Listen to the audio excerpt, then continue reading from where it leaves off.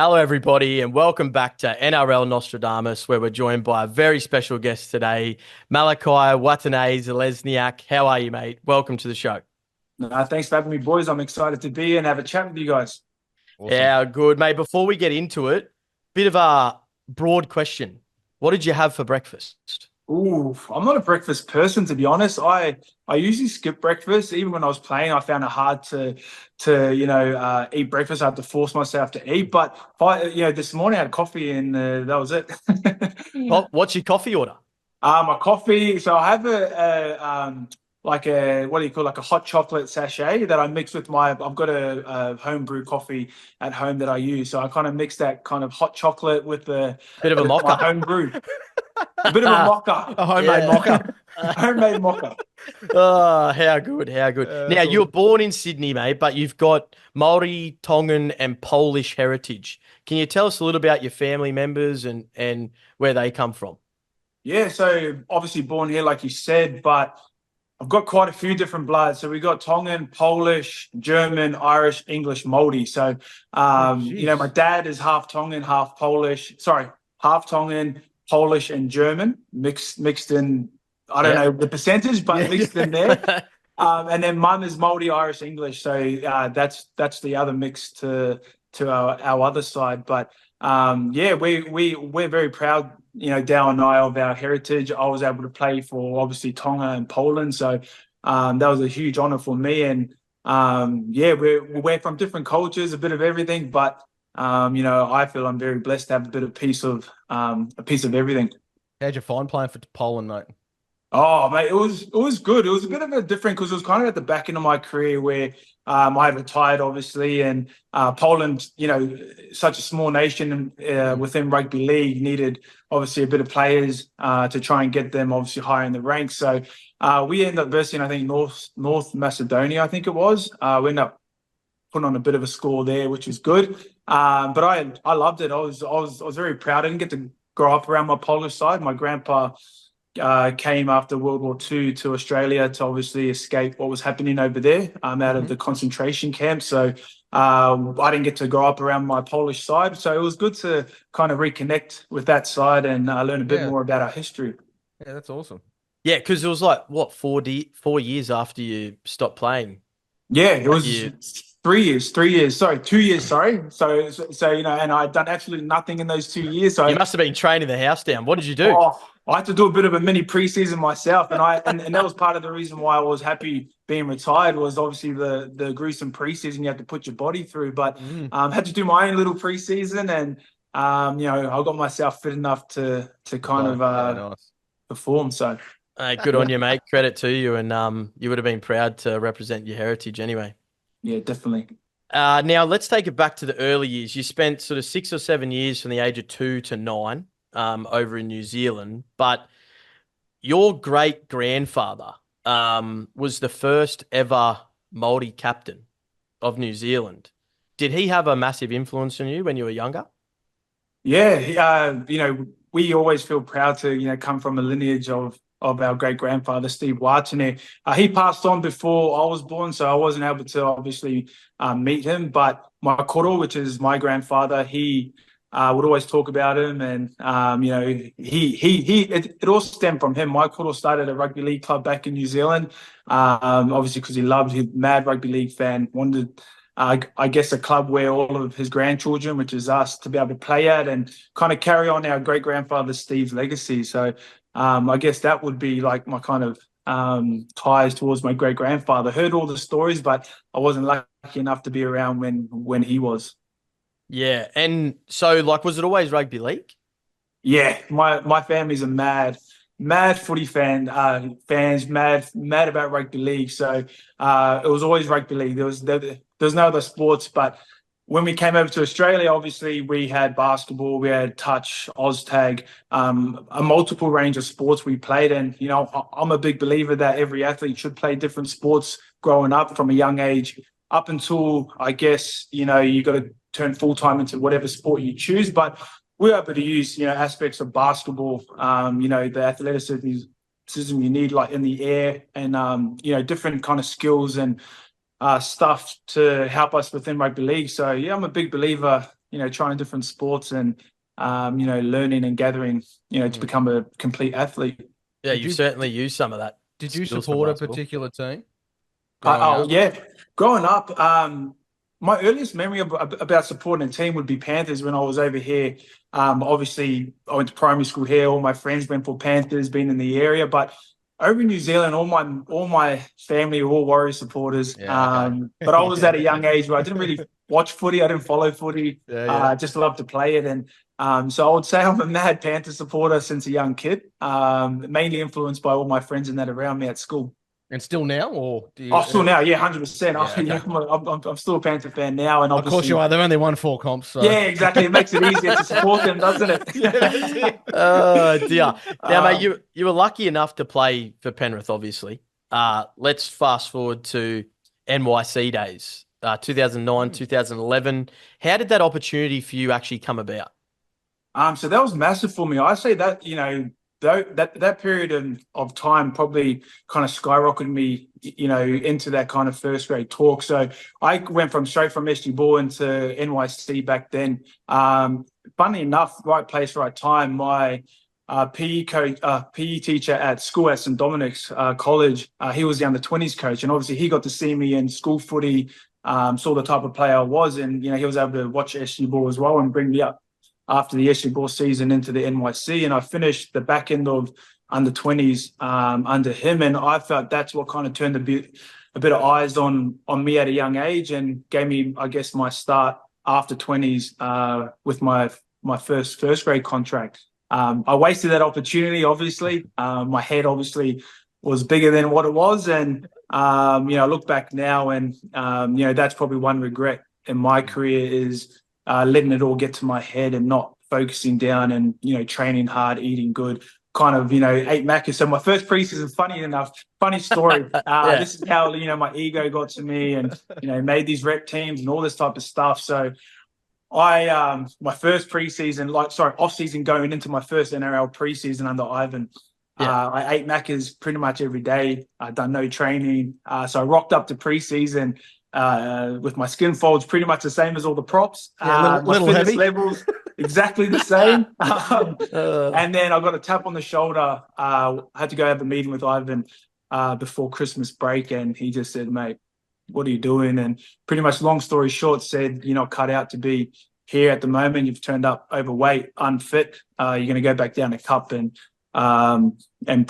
prove yourself down there." So that was a wasted opportunity in my career. Who knows what would have happened if, I had probably put my head down. Maybe would have debuted a bit younger. But that's the story. Took the long route around and wouldn't change anything for the world. It's given me the life I have now. So yeah, 100%. Yeah, because you actually spent a bit of time in rugby union in Yeah, I did. 2014. Is that after you sort of got told to move on a little bit, or did you make that call?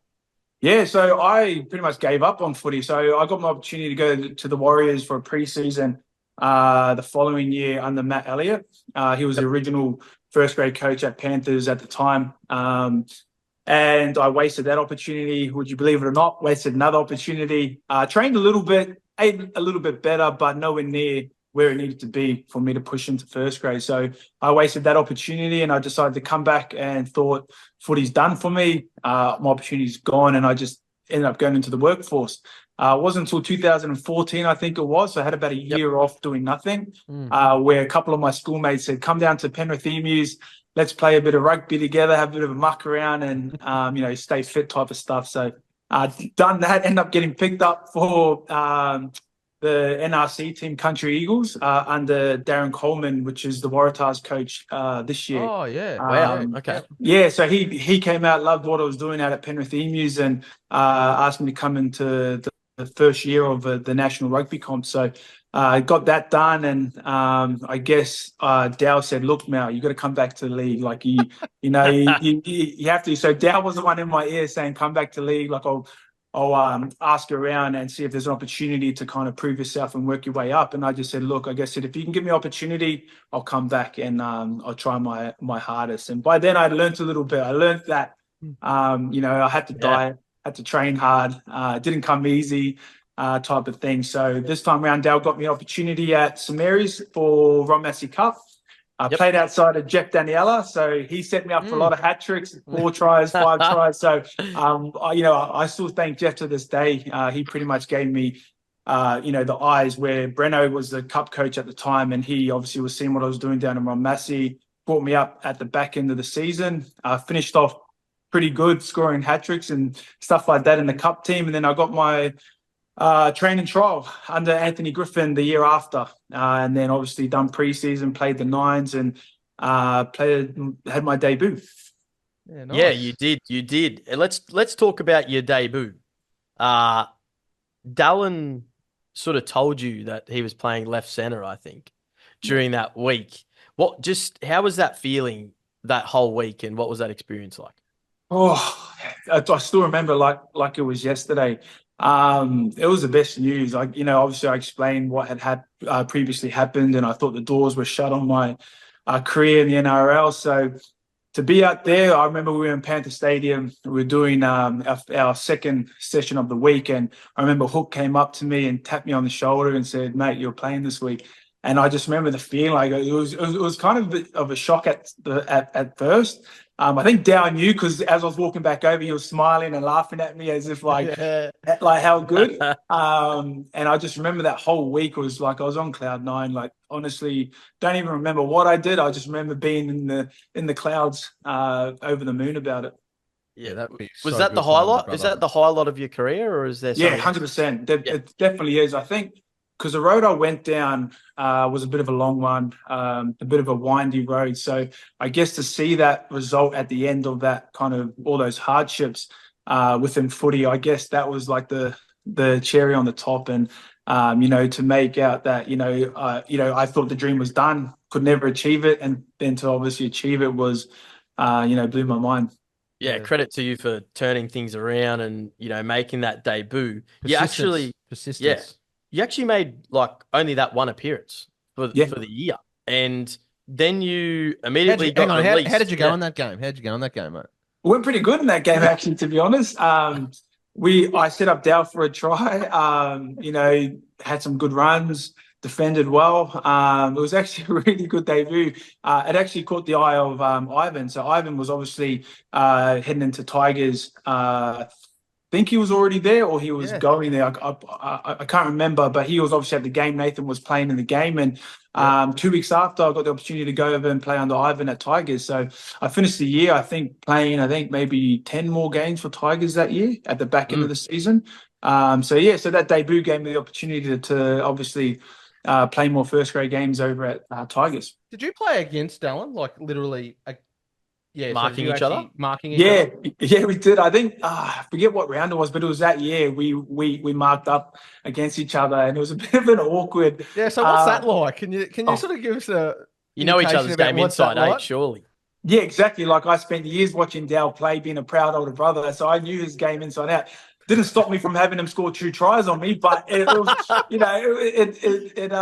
Did you try and smash him? I said in my head I would, and I was talking up all week in the media. They were hyping it up, brother against brother, and we said we're going to smash each other. But I think being the older brother, I wanted to, but I couldn't, which is a weird feeling. But I was just so happy to be on the same field as Dal. Like that. Awesome. That's how we both felt. So, he got it up on me. I think I burst down maybe 2 or 3 times, and he won every single time. So he's clean swept you. You're kidding. Yeah, he clean swept me. But it was like I said before, it was just good being on the same field as him. Yeah, that's awesome. Talking about clean sweeps, someone who you've clean swept is Cameron Smith. Now, not many people can say that. Now, you're one of only 22 players that have played against Cam Smith more than once that have a 100% win record against him. Did you know that? Funny enough, I did get tagged in I think it was Random Stats guys post. Yeah. And I had a bit of a laugh to myself. I go, mate, I was honoured to just be on the same field as Cameron Smith. So to have a 100% win record against him, I'll take it any day of the week. What's the secret, mate? Come on, you got to give us something here. What's the secret for all to be the honest, players? it was a preseason we had with Ivan, and it was a squad we had. Like my last year at Tigers, 2000 and 18. Mm. We had a really good squad at the time. We just missed out on the finals, but we beat Melbourne Storm, I think, twice that year, which that possibly could have been the 100% clean sweep. But I think we beat Roosters as well twice. So all the top teams we had beat the first 7 rounds.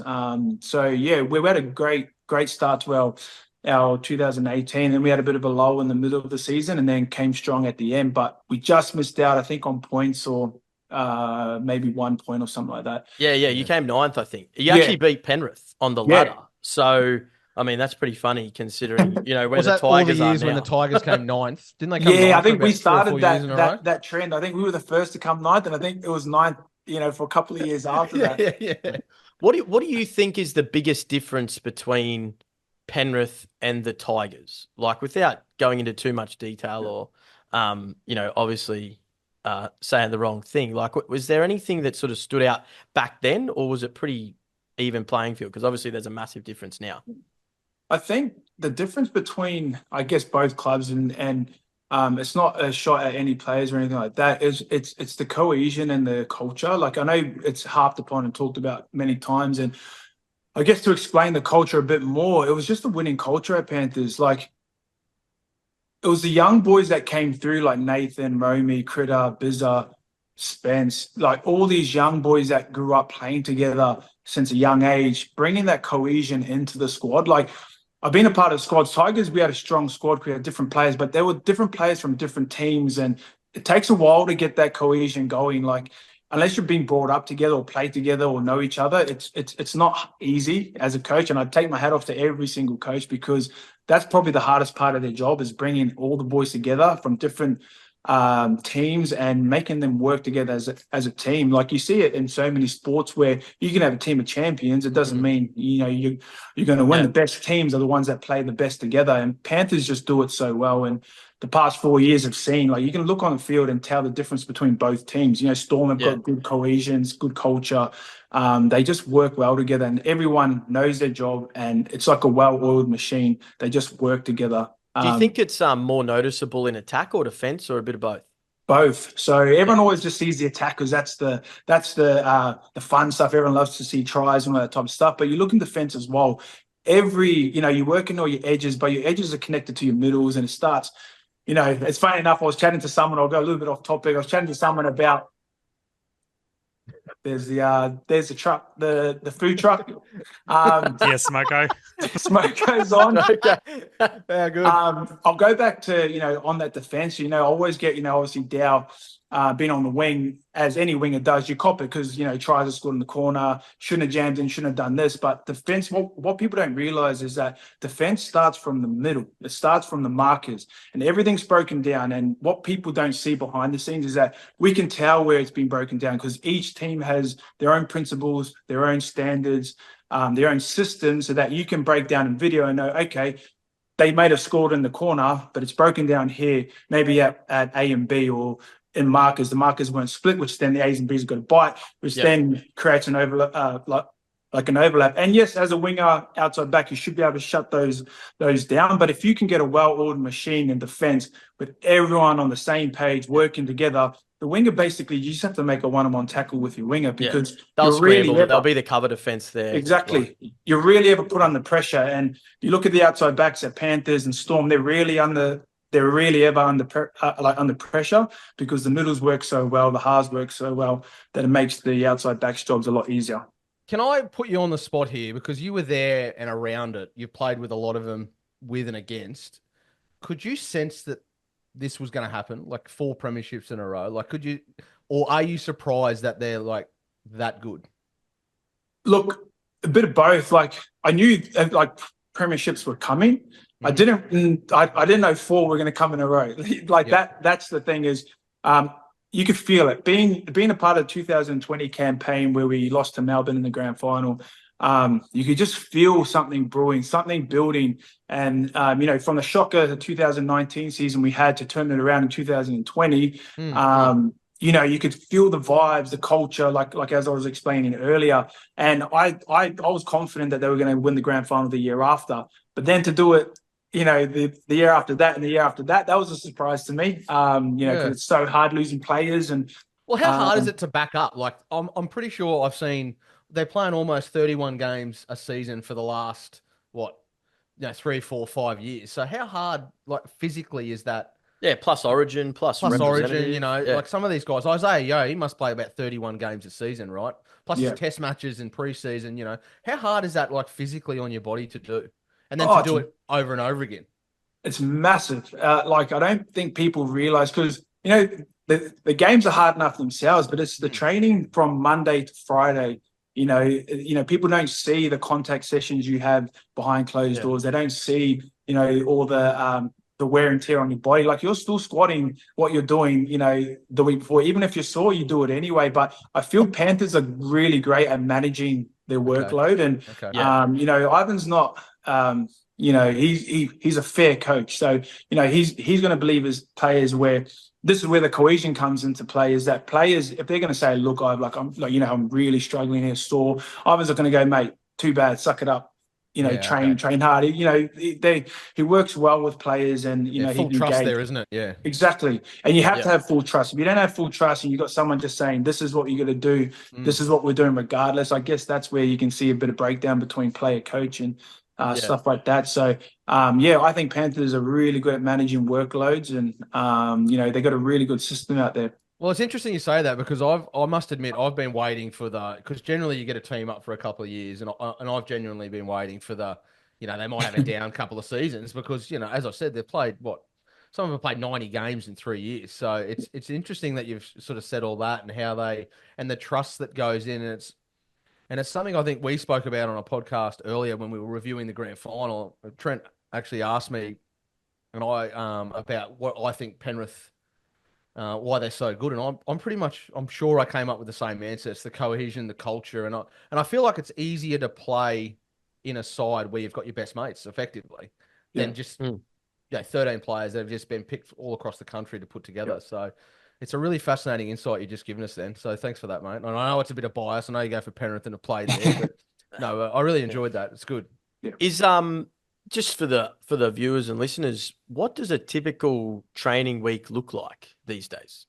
Oh, from when I was about 3 years ago, it's probably changed more. Like, obviously with the game being faster, more demanding, it's probably a lot more hectic, and then like the schedule's got to be down to a T. But you always get that typical, oh, mate, you just throw a footy around, you don't do anything. You train half a day, and then you get the rest of the day of playing PS4. But that's far from the truth. You know what I mean? Like honestly, shout out to Dow's Twitch. Exactly, which I don't think he's doing anymore, which is probably a good thing.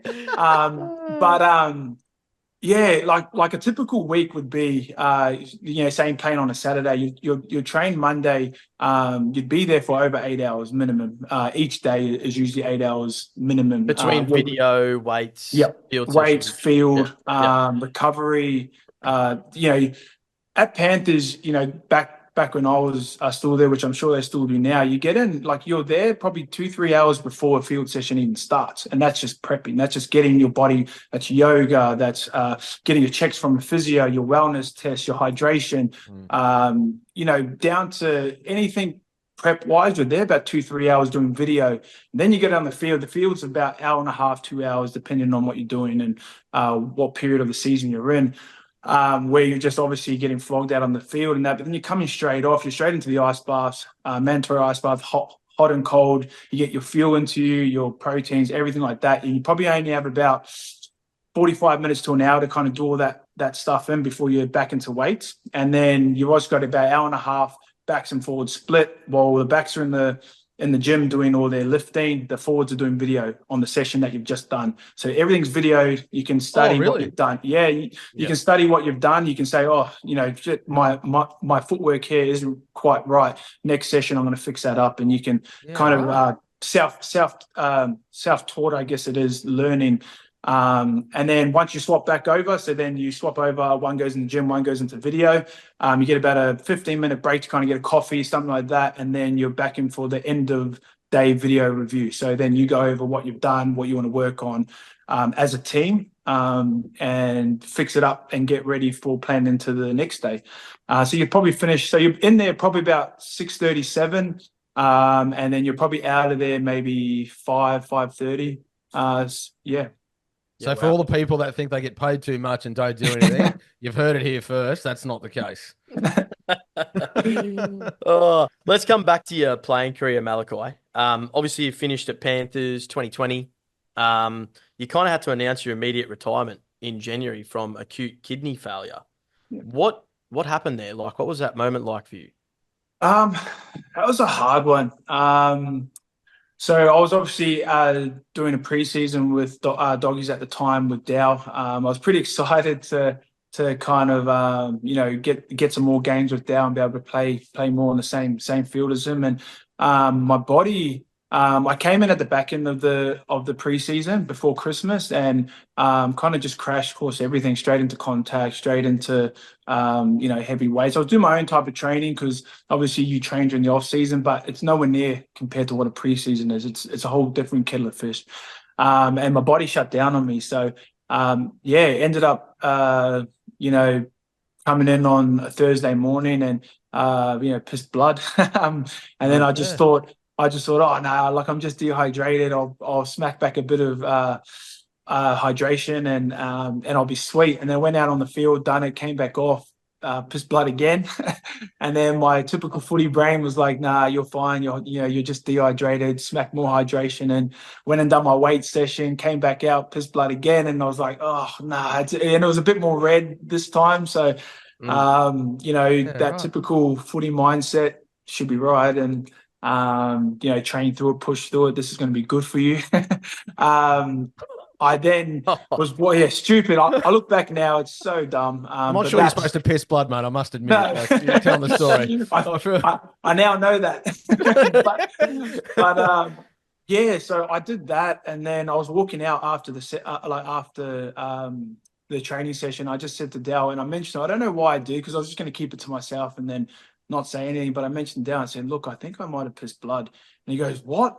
Like that? And I go, yeah, I think I might have, like 3 times. He goes, I'm going to go tell the doctor and physio. I go, no, don't you dare. I said, don't say anything. I said, I need to train. I need to get through just till Christmas break, and then I'll freshen up and I'll be right for the new season. Anyway, he went in, he didn't listen, and he went in, told the physio told Doc said, I'm not training the next day. Kind of got a little bit upset with Dow, saying, mate, why'd you do that? This is why I said not to say anything. But he saved my life. So Dow saved my life. He went and got blood tests done that morning on the Friday. Then they called me up midnight 11:30 that night, and Doc said, go straight to the hospital. I've sent all your results and that there. Long story short, if I had trained on that Friday, I would have had a heart attack. So it was a bit of a scary, scary moment. Yeah, just pushing my body too much, and should have listened to it. Obviously, that's another lesson, I've learnt. And so I tried to come back after Christmas, done a little bit of training, and my levels spiked again. Had 2 weeks off, tried to do it again, levels spiked again. And then I remember the specialist saying that he told me to look outside, and there was a whole bed of everyone on dialysis machines. And he goes, if you keep pushing your body like this, you're going to end up coming in twice a week to get your blood regulated. And I was like that was a big wake up call to me. And then I remember being in hospital because I was in and out a couple of times, and my kids just crying and leaving, and that kind of left a bit of a it kind of hit me a lot harder, because me being selfish and me being a footy player, I didn't care about my body. It's I just wanted to play footy. Yeah. But when I seen that it started to affect my family, that made me think a little, and kind of made the decision a lot easier for me to say, look, footy's not everything, and my family means more to me. So that was part of the decision of why I retired. I could have had the year off and then try to come back, obviously, after a year, but it just wasn't worth it. And so I'm here now. Would there have been a way back? Like, could you? You would have had to be medically cleared, I would have thought. Yeah, exactly. Like, I would have had to have the whole year off, and then obviously let my body recover, settle down, and then slowly build my way back up again with a bit of training and build my resilience up. But the business was in a great point at the time as well. So that's what made the decision a lot easier. Is that the business was at a great point where I could kind of transition. My bills were covered from the business. And that's what made it a lot easier. And then now I've spent 3 years on the business, and the growth has been immense. So Awesome. So it's Yeah. a bit of a catch-22. Everything happens for a reason. Exactly. That's Absolutely. exactly right. We'll talk about the business in a second. Let's do a little bit of a lightheartedness. But crazy story. Thanks for sharing. No worries. Pre-game rituals or superstitions. Did you have any, or Yeah. what about some other players? So we want to hear you throw some There's people one under the coming. bus. There is one coming here. There's every player has their own routine and superstition, stuff like that. Mine like I'll give you my routine, and a lot of players have very similar ones, but it starts from the night before. Carb loading, it's always pasta. Pasta is the meal I always had with a bit of meat. And then obviously I would make sure I'd slept for as long as I could. So I'd have my biggest sleep, sometimes 14, 16 hours. I'd try and sleep for as long as that. Just because one, it takes up a bit of the day, so you're not thinking about the game constantly on game day. But two, obviously sleep's your best enhancement or supplement for performance. So you try and sleep as much as you can. I spoke about earlier, I wasn't a breakfast person, so I had to force myself to eat when I woke up. And I would eat as much as I can. So that would be my biggest meal, would be, like a massive breakfast, as much as I could. And then I would go for a team walk with the team, mingle a little bit, and then I'll come back for an hour to 2 hour nap throughout the day, more sleep. Then I would always have to wear the same underwear, clean, obviously. My same skins. Same skins, same underwear. What's another one? Another superstition. I'm glad you specified clean, because Isaac Luke actually wore the same undies without washing them from captain's run till full time the next day. No, he didn't. Are you serious? He did. Yeah. That's hilarious. Because did I remember correctly, you had holes in the skins and you still wore them even though they were clean? Yeah. Yep, I did. Yeah. Clean, holes in the skins, but they were clean. That's good. Yeah. How good. How good is that? But yeah, awesome. that would be my typical routine, and I'll do that every single game day. Most players do their same routine, and if you don't, you kind of feel a bit, you just want everything to be perfect in place, so you're not worrying about other things. But when it's game time, you're on. So you performed off about 18 hours sleep. He performed off about 18 hours sleep. I need to start playing footy, I reckon, professionally. Seriously. Sleep is the biggest enhancement, best supplement with any athlete. What about other players? What's the weirdest one you've come across? Surely there's someone that did some weird stuff. It's got to be his brother, surely. Does he brush his hair 100 times or something? Actually, I'm sure if there is crazy, like wearing the same underwear from captain's run to game day, I bet you anyone, if he had mentioned it to the boys or anyone, he would have copped it bad for doing that. So if there were funny or superstitious things, which there definitely would be, no one knows. You're not telling anyone. Yeah, you're keeping that stuff to yourself. Drinky, when he came on, I think he has 3 red jelly beans and then 3 blue ones. Definitely. Red Frogs was my before game. Obviously, I had to have. It depended. I never was 3 or 3. It was always just Red Frogs. Just give me 20. I'll just smash it. He's got to eat, mate. He slept for 12. He slept for 18 hours. So got to get those sugar levels up.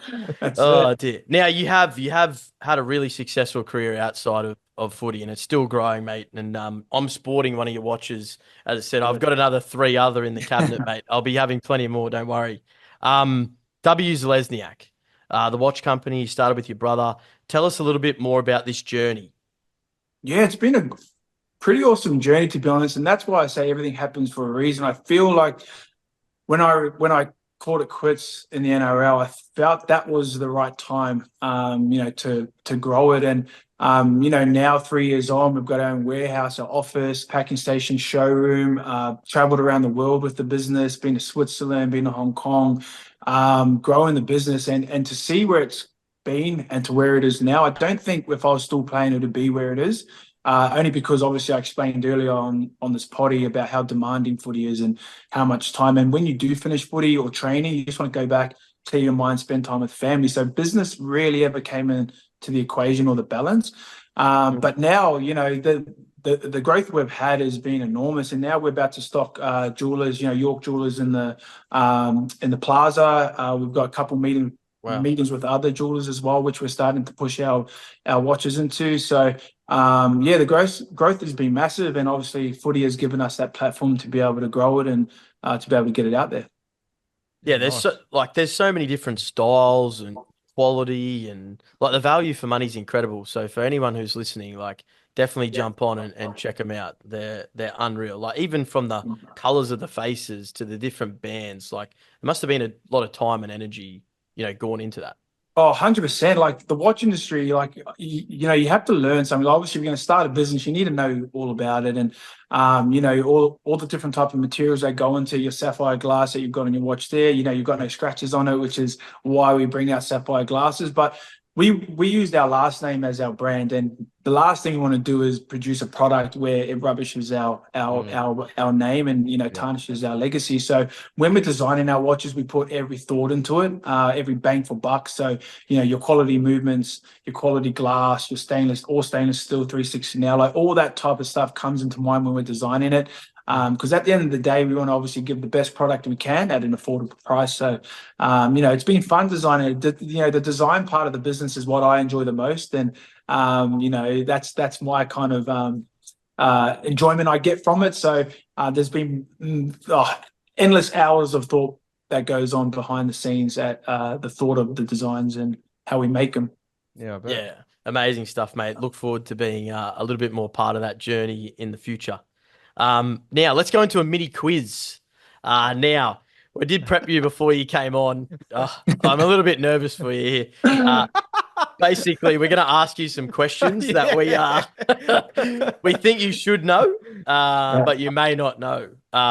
Actually, I thought you were going to give away some of the answers, so you might not know the answers here because you didn't actually say them in the questions earlier. But anyway, we'll start with an easy one.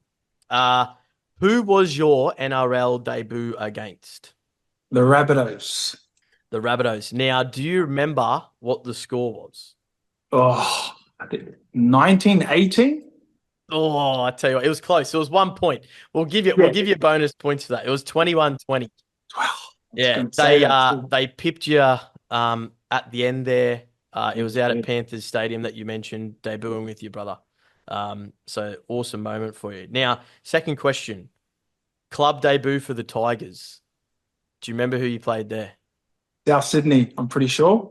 You played the Rabbitohs again. Yes! You played the Rabbitohs again. What's the chances of that? And we were wearing our Indigenous round jersey, I'm pretty sure, if my memory serves me right. Oh, there you go. CJ Quick, can look that up. CJ, look at I'll have a look. Yeah, good. All right. This one might be a little bit more tricky. In terms of actual NRL tries in your career, do you remember how many you've scored? It's a nice, clean, round number, if that helps. Okay. 12? Oh, Close. That's a good close, effort, actually. close. 10. 10. Oh. 10. That's a good Now, effort. You mentioned Poland game that you smashed them. North Macedonia. Just jumping back in. Yes, it was the Indigenous jersey. Hey. Yeah. All over it. What was the score in that Poland game against North Macedonia? Damn. Because you scored a try as well. Yes. I think it was 56-10. Whoa. No, close. I think you're giving yourself a bit too much mayo there. 48-10. 40 to 8. 40 to 8. 40 to 8. You only I scored think one I'm adding try, a bit mate. of extra on there. There was a couple of tries that should have been, I think. Yeah. There was a couple of disallowed ones at the end. Yeah. Couple of instructions. There was 2 tries from you, I think, that prevented a hat trick, wasn't it? So I think from memory, yeah. How good. All right. Last question. In terms of the Panthers, we know they're dear to your heart. How long have they been in the top flight for? Like, when was the first year they played in the New South Wales Rugby League? It's on the back of their jerseys. I reckon he's never seen this before. I've probably never seen it. But you know what? I reckon you'll get it. Notice of it. I reckon you'll get it. 1988? Nah, not even close. They're not the Broncos, mate. Come on. No. I have no 67. idea. That was a guess. 67. Oh, shoot. That's way off. Yeah. Okay. I remember wearing their 50th anniversary in 2017, if my maths are correct there. The gold. It was gold. Yeah. Actually, I should remember. That was my debut year, so should have remembered that. There you go. Should have known it was over 50 years. Yeah. What's next for MWZ? What's next? I guess What's the your business- goals?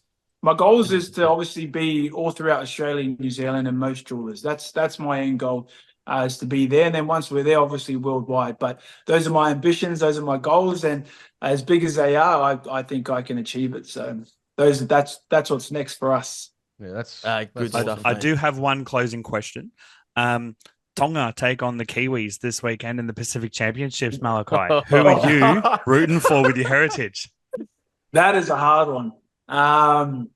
So I love both my cultures. Can I put it down to I'll be happy either way with whoever wins, or is that of sitting course on the you can. fans? Who do you think will win? Who do you think will win? And that's Good another question. hard question. Honestly, to be fair, and I'm being honest right now, after watching obviously both games, the Kiwis play and obviously Tonga play against Australia, I honestly think there's no, like, both teams are pretty much exactly the same. And I think whoever kind of turns up in the day is going to win it. You know, obviously there's, Tonga's forward pack, which is, I think arguably one of the best Yeah, world best class. in the Yeah, international. unbelievable. Mm. Yeah. But then you've got the Kiwis spine and the outside backs that are polished, and obviously quality forwards as well. But you kind of got to outweigh both of them. But to be honest, I have no idea. I'll Flip a be coin, happy mate. either way.